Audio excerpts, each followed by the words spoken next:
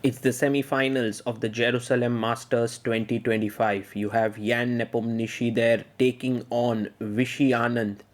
The first game between the two ended in a very solid draw.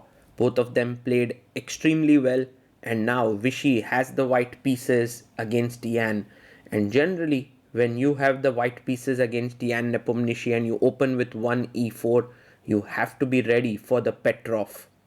The one who wins this game will go to the finals. The one who loses will have to fight for the third place. The other semi-finals is Arjun versus Swidler. Vishy opens the game with e4. Yan goes e5. Oh my god, it's going to be the Petroff. Knight f6 played.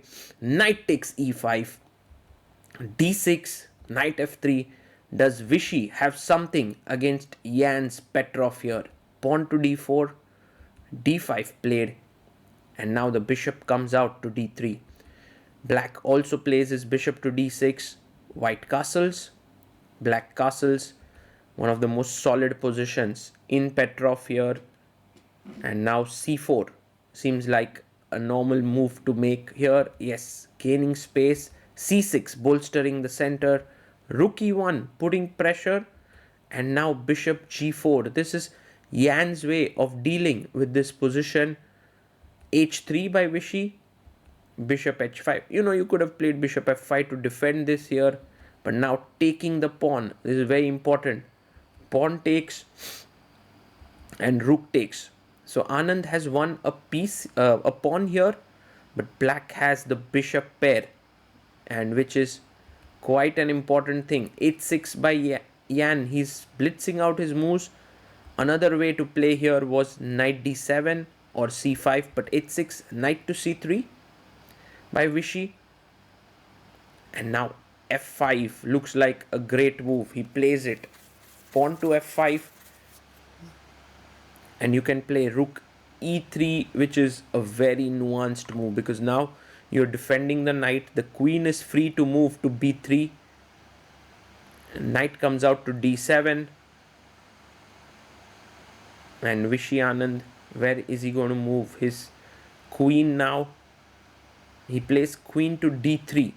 A very interesting move. I guess bishop f4 is cool because bishop f4, rook e1, you have knight c5 taking advantage of this pin here. But he goes king h8, slightly slow move, and Vishy can now play b3 to get the bishop out on b2. He does it. Pawn to b3. A strong move. Bishop on b2 on the long diagonal here. And now queen to f6 by Yan. He's brought his queen in, and Vishy brings his bishop to b2 on this excellent diagonal. And bishop comes to f4, putting pressure on the rook. But slowly and steadily, Vishy is coordinating his pieces beautifully. The rook comes back. The other rook is ready to come to d1. d4 to d5. Black's compensation seems to be missing here. Okay, some ideas with knight c5, with taking advantage of this pin. Anand has 9 minutes. Nepo has 11 and a half minutes here. And he brings his knight to e2. The idea is to swing the knight to g3 and later on make use of this bishop. And Yan now needs to take a call about his bishop here. He goes back to b8. And you have knight to g3, attacking the bishop on h5. If you take on g3, fg3 helps white.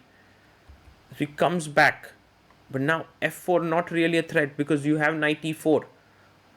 Queen d2 played nonetheless, defending the bishop, preparing d5. Fantastic chess here by Anand. King h7, and it's time to push. It's time to push the pawn to d5. And Vishy Anand thinks for a bit. I mean, you also have rook a d1, just centralizing your rook in the position. And he pushes forward, d5 on the board. Ian Nepomniachtchi in big trouble. Big trouble. Queen f7, and now d6, getting a passer, blocking the bishop here. Pushes forward, pawn to d6, excellent move. And now rook e8, he brings his rook to d1. Maybe better was queen f4. Very strong move here, but difficult sometimes to make these moves. So he brings in rook a d1, f4 played to attack the knight on g3. And now Anand has to make his knight passive. So he goes back, knight to f1. But it's still, everything is under control here. Still doing very well. Queen f8 is putting 2 times pressure here. You are 2 defenders. I think the best way is to just simply chop off the rook, which he does. Rook takes rook, rook takes rook. Now the threat is rook e6. So you have to be slightly careful here. Maybe b4 with the idea of c5. Looks very, very good. Very tempting. But he's going with his knight. No, knight h2. That's not a good move by Vishy because he's losing the pawn here. Rook e6. This is actually going to hurt Vishy because now, after being a pawn up and totally better, it would have been so good. By the way, knight h4 was also a possibility. Rook e6 and now knight g6, rook g6, and maybe something like queen c2 with a very good position. But Nepo finds it. Rook e6 on the board, threatening the d6 pawn. Vishy now goes knight to g4. But what about rook takes d6? Nepo striking back. He takes the pawn, queen e1. And now his position is completely fine. Queen to e8. A nice little move. If you take queen takes e8, there's rook takes d1. So the queen goes to f1. And now maybe bishop c2. Oh, he goes rook e6, taking control of the e file.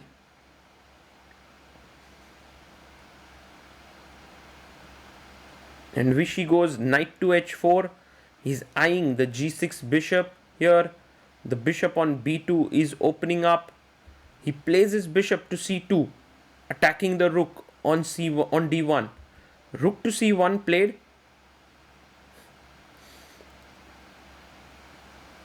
And now knight to c5. Excellent move. You can't take the bishop because of rook e1. It's a pin here. So he goes bishop to c3. Vishy trying to hang in there. If knight d3 now you can take because there's no longer rook e1. So he's controlling those little tricks. Bishop d3. Fantastic move. Queen d1. And now important to make sure that b4 does not win a piece because but he blunders king g8. He misses the most important point in the position, that b4 is winning him a piece. And Vishy, ready with his move, plays b4, and look at Ian. He's just blundered it away because if bishop e2, I believe the move he was looking for, queen d4 threatens a mate and the knight. Both cannot be saved. Huge moment here. Ian Nepomniachtchi blundering a piece from being first lost to then equalizing, then even trying to push a bit, and now he's blundered this. It's a huge mistake. And Vishy Anand could very well win this game. Bishop e2, queen d4, the rook comes back, and now just take the knight on c5. I mean, Vishy is going to reach the finals. Look at Ian there. He's so unhappy. Just lies down back in his chair. Queen takes c5, taken. And Nepo, well, what to play he's thinking. There's nothing much left in the position. He goes b6. And Anand plays his queen to f5. Excellent move. And Ian resigns. Vishy beats Ian 1.5 and reaches the finals. But what a game this was. I can say that Vishy successfully put Jan Petroff under big pressure.